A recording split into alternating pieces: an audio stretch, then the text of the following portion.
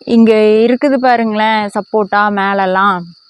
இது எல்லாமே வந்து இனி பறிக்கலாம் அப்படின்னு சொல்லிட்டு வந்துட்டோம். அப்படியே கொஞ்சம் கொஞ்சம் பறித்து எடுக்க வேண்டியது தான். ஃபுல்லாக கிளிங்க, குருவிங்க, அணில் எல்லாம் தான் சாப்பிட்டுக்கிறாங்க. வௌவால் தாங்க அதிகமாக வந்து நைட்டாக சாப்பிட்டதும் இல்லாமல் நம்ம வீட்டு முன்னாடியே கொண்டு வந்து போட்டு போயிடுறாங்க. நீ என்ன பறிக்கிறது, நான் பறிச்சுட்டு வரேன் பாரு அப்படின்னு சொல்லிட்டு கொண்டு வந்து பாதியை கடிச்சு கொண்டு வந்து போட்டு போயிடுறாங்க. அதனால் நாங்களே வந்து பறிச்சுக்கலான்ட்டு வந்துட்டோம். ஹாய் ஃப்ரெண்ட்ஸ், இன்றைக்கி ஒரு விளாக் பார்த்துடலாமா? இன்றைக்கி வந்து சப்போட்டா பறிச்சே ஆகணுங்கிற முடிவோடு வந்துட்டேங்க நானும் தம்பியும். சாயந்தரமே ஆகிப்போச்சு. இன்றைக்கி சண்டே தான். மதியமே வந்து பறிக்கலான்ட்டு இருந்தோம், ஆனால் டைமே கிடைக்கல. சரி இப்போவாவது பறிச்சிருவோம் அப்படின்ட்டு வந்தாச்சு. நாங்கள் முன்னாடியே பறிக்கலான்ட்டு தான் இருந்தோம். பறிக்கிறதுக்கு டைமே கிடைக்காம நிறையா வந்து குருவிங்க, அணில் எல்லாமே வந்து சாப்பிட்டு போயிட்டாங்க. சரி அவங்க சாப்பிட்டதோ மீதி இருக்கிறதாவது நம்ம பறிச்சுட்டு போய் நம்ம சாப்பிட்லாம் அப்படின்ட்டு தான் வந்துட்டோம். வாங்க பறிச்சுட்டு வந்துடலாம்.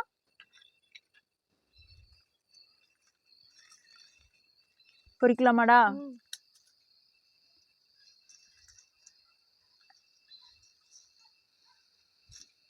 அது பிஞ்சு. ஆட பிஞ்செல்லாம் ஏன்டா பொறிக்கிற? வேறு அதுக்கு மேலுக்கு. சரி விடு, நீ நானே உரிச்சு போடுற விடு, அது அப்புறம் பொறிச்சிக்கலாம். கண்ணில் விழுந்துற போகுது பால். அப்புறம் கொண்டுட்டு போய் வச்சோம்னா நல்லா வந்து பழுத்துரும். இது வந்து நல்லாவே டேஸ்ட்டாக இருக்குங்க இந்த சப்போட்டா. என்ன கொஞ்சம் நல்லா பெருசாச்சு அப்படின்னா கொஞ்சம் நல்லாயிருக்கும். இது சின்னதுலேயே பொறிச்சிட்டோம்னா கொஞ்சம் இதாக தான் இருக்கும். டேஸ்ட் வந்து கம்மியாக தான் தெரியும். இப்போ வந்து மேலே இருக்கிறதையெல்லாம் பொறிச்சிடலாம். என்னடா சல்லைக்கே எத்தாதாட்டக்குது. இந்தளவா நீ தம்பி, இந்தளவா. நான் பொறிக்க போகிறேன், நீ அப்புறம் போனேன்னு தலையில் தான் விழுகு. இப்போ வரைக்கும் ஒரு காய் பொறிச்சுனா நான். இந்த பெரிய வாது தாங்க இடைஞ்சலாக இருக்குது. தள்ளிக்கோ. நீ அந்த கூடை எடுத்துகிட்டு வந்து அதுகளெல்லாம் எடுத்து போடலாம்ல தம்பி, பார்த்து. இங்கே பாருங்க, இங்கெல்லாம் கை கட்டுற மாதிரியே இருக்குது. இதெல்லாம் பிஞ்சாக இருக்குது. பால் அப்பன்னு அப்பிட்டு போகுது விடு. அதை கழுவுறது தானே சப்போட்டா. நீ கழுவுறது தானே தம்பி.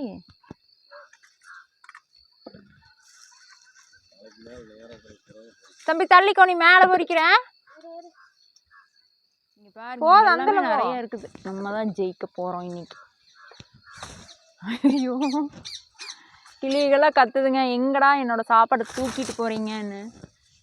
நம்ம பொறிக்கிறதுக்கு நம்மளுக்கே தெரியாது அது பழுத்துருச்சாங்கிறதே தெரியாது. அதுக்குள்ளே கிளிங்களுக்கெல்லாம் எப்படி தான் தெரியுமோ.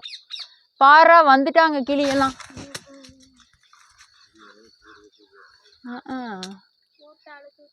கூடு கிளி எங்கடா கூடுகிறதுக்கு? பொந்தில் தானே இருக்கு. இது மேலே எறும்புக்கு நிறைய இருக்குது தம்பி, தள்ளி நின்றுக்கும். இது என்ன, நம்ம சல்லையில் பொறிக்கும் போது கீழே வராத. அதுதான் இந்த மாதிரி தாங்க ஆயிரும். கொண்டாதே. சல்லையில் பொறிக்கும் போது இப்படி தான் ஆயிரும். ஏமாந்து வந்து நம்ம சல்லை கொக்கி பட்டுச்சுன்னு வைங்களேன், அந்த கத்தி பட்டா இந்த மாதிரி ஆயிருமா, அது அழுகி போயிடும். நம்ம ஃபுல்லாக பொறிக்கணும் அப்படின்னா எப்படி பொறிக்கிறதுன்னு தெரியல. நம்ம வீட்டுக்கு சாப்பிட்றதுனால இந்த மாதிரி ஆனாலும் பரவாயில்ல அப்படின்ட்டு நம்ம பொறிச்சிக்கிறது தான்.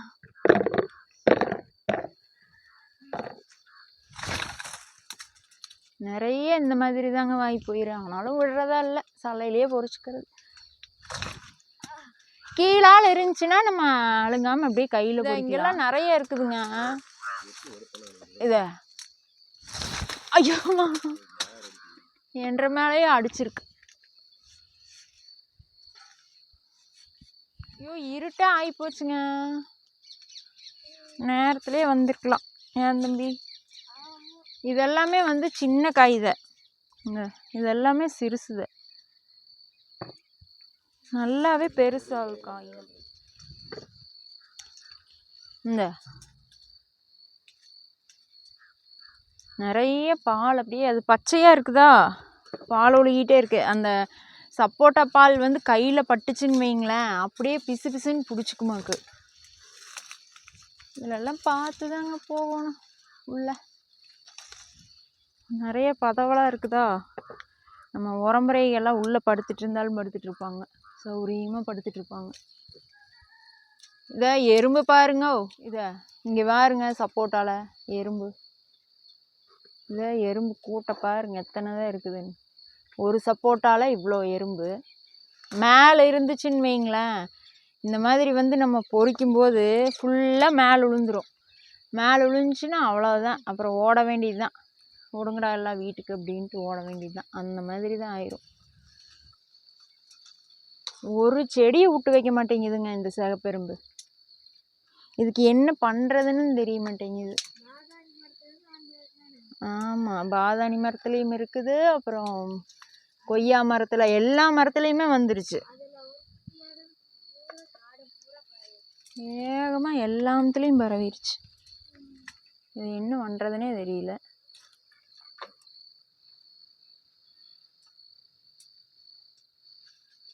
இன்னும் மேலெல்லாம் முன்னாடி இருந்தது எல்லாம் பறிச்சாச்சு. இனி அப்படியே மேலே இருக்குதுங்க, அதை வந்து இன்னொரு நாளைக்கு பறிச்சுக்கலாம். கீழே கிடக்குது பாரு, போட்டிருக்கிறேன் பாரு. அளவளவாக பறிச்சுக்கலாம்.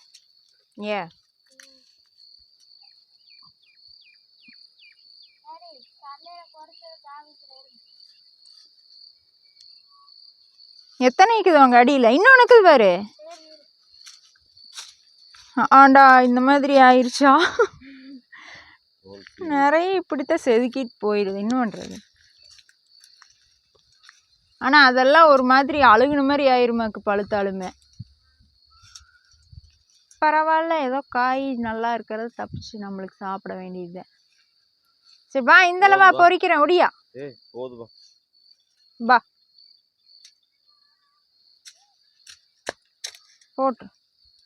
அதெல்லாம் பாரு, பிஞ்சு காய் முழுந்துருக்குது. தள்ளிக்கா, இதெல்லாம் பிஞ்சா?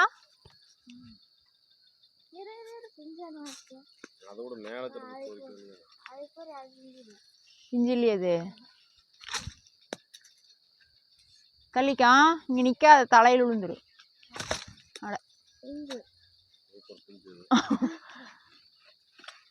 நான் பொறிச்சது ஒன்று, அது உளுந்தது ஒன்று. ஒரு காய் பொறிச்சோம்னா அது கூட ஒரு 3 காய் பிஞ்சு காய் விழுகுது. என்னதான் பண்ணுறது? தம்பி, தலையில் விழுந்துரு, தள்ளிக்கணும். பொறிச்சு விட்டு போய் எடுக்கணும். மேலே இருக்குது காய். அங்கே பாருங்க, அங்கே ஒரு பெரிய காய் இருக்குது. அதான் அங்கே இருடா. அட இங்கே அந்த பார்த்து தெரிஞ்சுது. தள்ளிக்கோ. எங்க அது இல்லப்பா, தனியா இருக்குது. இந்த லவாணி அங்க போகாத, பதவல அங்க இருக்குது. அது அங்கிருந்து எத்தாதே. தெரியுதா?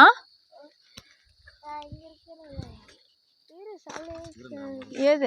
ஆண்டா, அதேதான் அதேதான் அதேதான். இரு இரு இரு இரு, நான் பொறிக்கிறேன். எத்த மாட்டேங்குது. ஐயோ, கொஞ்சம் பத்துல பொறிச்சாச்சு. எங்க காய் காணோம், விழுஞ்சா வர எங்க ஆள் கிட்ட. நல்ல பெரிய சைஸு. தேக்காத, அப்படி தூக்க. எப்படி இது தப்பிச்சுதுன்னு தெரியல. வவ்வாலுக்கு அணிலுக்கெல்லாம் வெட்டுருச்சா?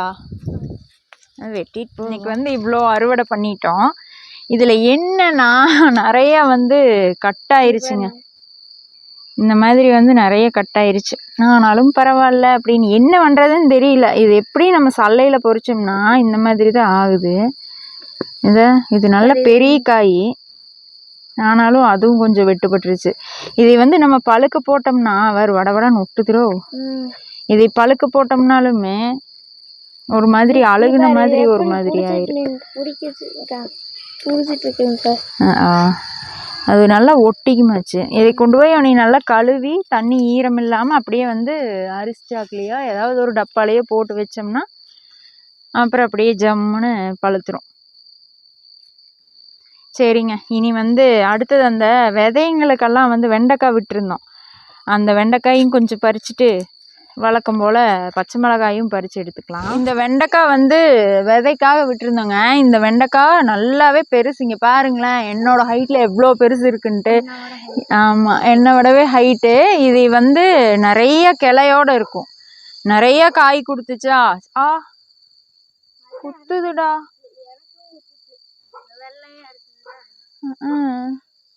நிறைய காய் கொடுத்துச்சுங்களா, அதனால சரி இது விதை எடுத்து வைக்கலாம் அப்படின்னு சொல்லிட்டு விட்டுருக்குறேன். அந்த விதையை வந்து இப்போ எடுத்துருவோம். எடுத்துட்டு நீ போட்டு விட்டுறலாம். நிறைய வந்து உள்ள விதை இருக்கு. வேண்டாம், கை குத்துது. இந்த இதை வந்து அழுங்காமல் எடுத்துக்கலாம். எனக்கு என்னன்னா விதையெல்லாம் கீழே உளுந்துட்டா என்ன பண்ணுறதுங்கிற ஒரு பயம்தான். குத்துதுங்க. இதில் என்னமோ இந்த இதில் முறிச்சாலே வந்துடுது தம்பி. பாரு எவ்வளோ ஹைட்டாக போய்க்குதுன்னு பாரு. ஐயம்மா, மரம் மாதிரி ஆயிடுச்சு. ஏங்க இதில் என்னமோ குத்துதுங்க. முழங்கு மாதிரி இருக்கும்ல, அதாட்டாக்குது. வெண்டைக்காயில் முழங்காட்டு இருக்கும்ல, அதாட்டாக்குது.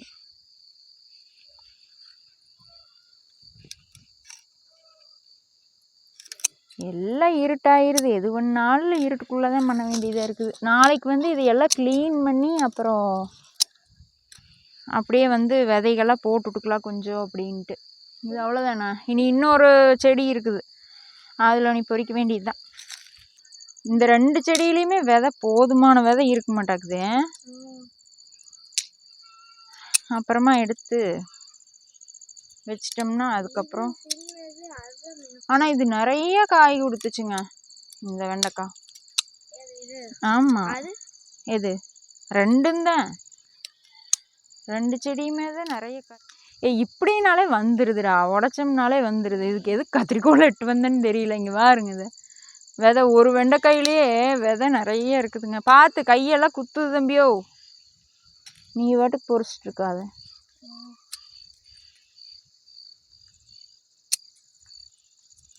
இதையெல்லாம் வந்து இந்த கத்திரிக்காய் செடி எல்லாமே போச்சு. வேறு தான் போட்டுவிடணும். அந்த கத்திரிக்காய், அந்த கொத்து கத்திரிக்காயின் விதை வாங்கிட்டு வந்தோம்ல, அதை போட்டு விட்டுறலாம் நீ நாளைக்கு. சரிங்க, அவ்வளோதான். இங்கே பாருடா, இந்த செடி மிதிச்சு போட்டிடா நீ. அடுத்தது பச்சை மிளகா உரிச்சிடலாங்க. இருட்டாயிருச்சு, எப்பவும் போல இருட்டாக வேண்டியதை. நீ அந்த செடியில் பொறி. இதுக்குள்ளேயே வந்து விதை எடுத்ததுக்குள்ளேயே வந்து பச்சை மிளகாயும் போட்டுடலாம். இந்த பச்சை மிளகா தாங்க சௌரியத்துக்கு காய்ச்சிட்டு இருக்குது. இங்கே பாருங்க, இந்த அங்கே ஒன்று விதைக்கு விட்டுருக்குறேன்னா அது நல்லா பெருசாயிருச்சு. இருங்க காட்டுறேன். இதை வந்து விதைக்கு விட்டுருக்குறேன். உன்னை கொஞ்சம் நல்லா பெருசாகி முத்தட்டும், அதுக்கப்புறம் பறிச்சுக்கலாம். அங்கே ஒன்று இங்கே ஒன்று விட்டுருக்குறேன். இந்த குட்டி பாருங்க இப்போவே வந்து பழுத்து போச்சு இது. ஏன்னா இது காய் நிறைய காய்க்குது. செடி சின்னதாக இருந்தாலுமே நல்லா காய் வந்து நல்லா இருக்குது. அதனால சரி அதில் விதை எடுத்து வச்சுக்கலாம். ஆரம்பத்தில் வந்து விதைக்கு எடுக்கக்கூடாது, கொஞ்சம் எல்லாம் காய்ச்சதுக்கப்புறம் எடுத்துக்கலாம் அப்படின்ட்டு விட்டுட்டேன். அதனால் அதையும் விதைக்கு விட்டாச்சு. அந்த விதையும் எடுத்து வச்சிட்டோம்னா எப்போ வேணாலும் போட்டுக்கலாம். அப்புறம் அந்த இன்னொரு கத்திரிக்காய், அந்த நீளமாக இருக்கிற கத்திரிக்காயில் அதுலேயும் வந்து விதைக்கி விட்டுருக்குறேன். விதை எடுத்து வச்சிட்டோம்னா நம்மளுக்கு எப்போ வேணுமோ போட்டுக்கலாம். அது பழுக்கில் என்னமோ கடிச்சது தான். நான் பொறிக்காது விட்டுரு. அது ஏதாவது கடிச்சு வச்சிருதுங்க. இந்த மயில் பண்ணுறது மிளகாயும் கூட விட்டு வைக்க மாட்டேங்குது. இங்கே பாருங்க, இந்த மிளகாயும் கூட கடிச்சு வைக்கிது. ஏப்பா சரி பரவாயில்ல விடு. இந்த என்னமோ கடிச்சு வச்சிருக்குது. என்னத்தை தள்ளிக்குது? வேரோட புடுங்கி இருக்குதா? எப்படி எப்படிடா? இது எப்படி? இது கத்திரிக்காய் செடி? ஐயோ, கத்திரிக்காய் இல்லப்பா, மிளகாய். இங்க பாரு. ஐயோ, என்ற மிளகாய் செடி போச்சு. இது எப்படி இந்த மிளகா செடி வேறு அப்படியே பிடிச்சிக்கோ. மிளகாய் பிடிச்சிக்கிறேன், நெட்டி விட்டுறலாம். அப்படியே கொஞ்சம் குழியை தோண்டி நெட்டி விட்டோம்னா அது கொஞ்சம் வந்து தண்ணி ஊற்றி விட்டோம்னா எத்த சோட்டு செடின்னு வர்றா. 1.5 சோட்டு செடியவே எப்படி சாய்ச்சி எப்படி வேரோட இன்னுங்க பிடுங்கிருக்கும். நானும் கூட கத்திரிக்காய் செடி சாஞ்சிருக்குமோ அதான் நினைச்சா, மிளகா செடி எத்த சோட்டு செடி எப்படி வேரோட பிடுங்கிருக்கு. மயில் கடிக்கும் வேரோட பிடுங்குற அளவுக்கு அப்படி என்னடா இப்பதான் இதாயிருக்கும் போலக்குது.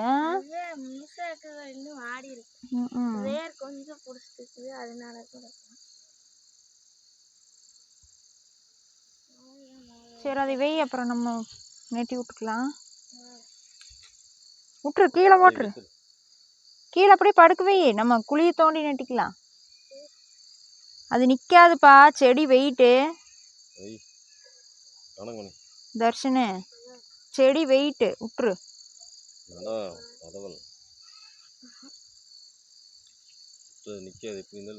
அது விழுந்துட்டே தான் இருக்கு. நம்ம குழி தோண்டி தான் நட்டோம். அது வெயிட் இல்லை செடி, எப்படி நிக்கி. இங்க பாருங்க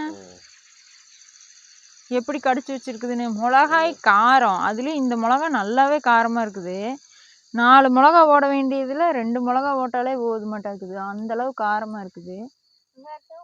அதையும் அவ்வளோதாங்க. மிளகா வந்து இவ்வளோதான் இன்னைக்கு. இதில் என்னென்னா என் செடி ஒன்று போனது தான் மிச்சம். அந்த செடி அப்படியே வேரோட சாஞ்சு வச்சுங்க. அதுதான் கொஞ்சம் வருத்தமாக இருக்குது. அதை அப்படியே வந்து இருட்டானாலும் பரவாயில்லைன்னு சொல்லி அதை அப்படியே கடப்பாரை எடுத்து கொஞ்சம் குழி பண்ணி அப்படியே நெட்டிடலான்ட்டுக்கிறேன். அவ்வளோதாங்க.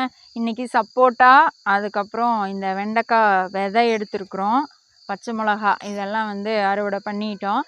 இனி வந்து நாளைக்கு ஏதாவது வந்து அறுவடை பண்ணலாம். முதல் வேலையாக அந்த மிளகா செடியை வந்து வைக்கணும். அதுக்கப்புறம் இங்கே இருக்கிற அந்த வேண்டாத செடிங்களெல்லாம் வந்து கொஞ்சம் நாளைக்கு க்ளீன் பண்ண வேண்டிய வேலை இருக்குது. அவ்வளோதாங்க, இந்த வீடியோ இதோட முடியுது. உங்களுக்கு இந்த வீடியோ பிடிச்சிருந்தா லைக் பண்ணுங்க, ஷேர் பண்ணுங்க. இன்னும் நம்ம சேனல் நீங்கள் சப்ஸ்கிரைப் பண்ணாமல் பார்த்துட்டு இருந்தீங்க அப்படின்னா மறக்காமல் சப்ஸ்கிரைப் பண்ணிக்கோங்க. அடுத்த வீடியோவில் பார்க்கலாம். பாய்.